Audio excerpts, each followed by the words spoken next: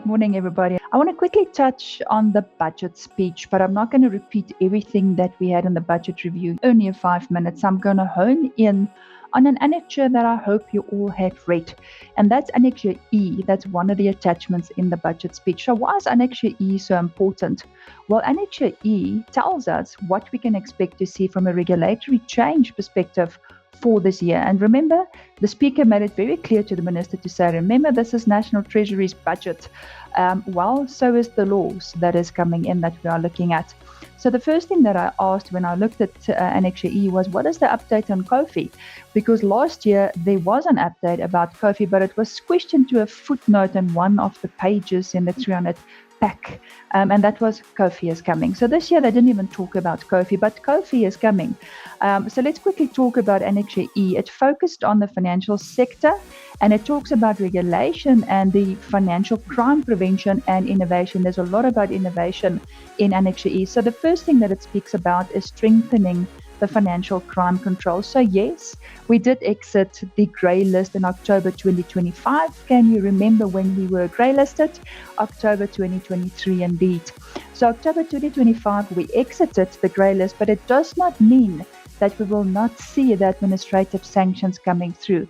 In fact, it's going to intensify. So government will introduce further legislation amendments in 2026 to strengthen anti-money laundering and counter-terrorism financing laws.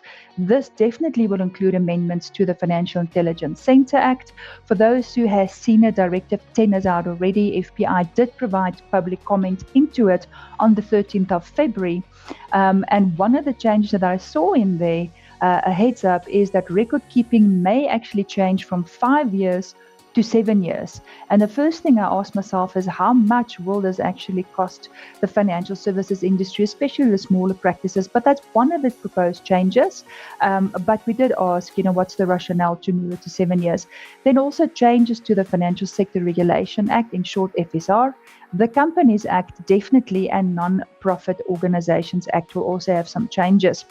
And then open finance, there's a big structural shift coming in.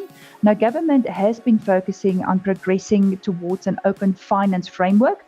I don't know if you can recall in October 2023, Farzana Badat, the Deputy Commissioner at the FSA, spoke at our conference about open finance. So that focus from the regulator has not changed.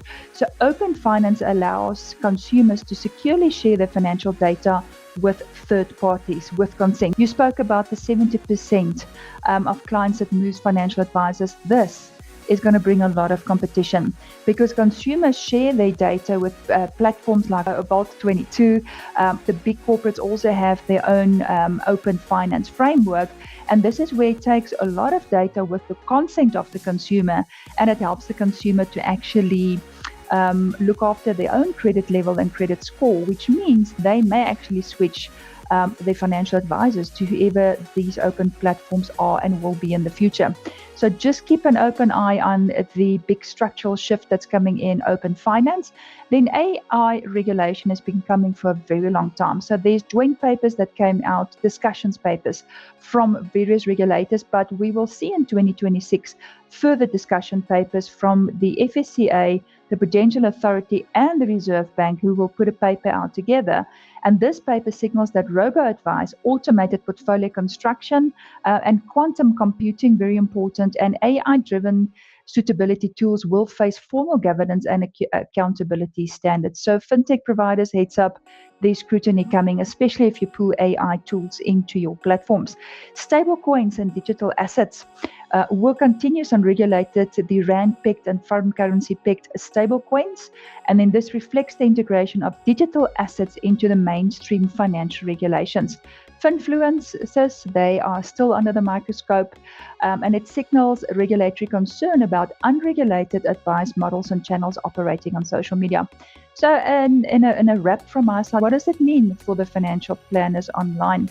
Well, the conduct environment is definitely tightening, as I said. So we will continue to see that conduct supervision will strengthen, AML oversight will intensify, and consumer protection will remain the center of all the regulation that comes out. So planners should expect higher standards of governance So please make sure that that RMPC that you've got, that it's not a tick box, but that you use it for what it's intended for. And then technology will reshape advice. Planners who understand technology and use it responsibly will have an advantage. So please make sure that you spend some of your CPD hours in understanding AI, automation, cybersecurity risk, and everything else that comes with technology.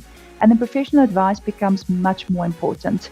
With finfluencers under review and AI entering the space, regulators are clearly concerned about consumer outcomes.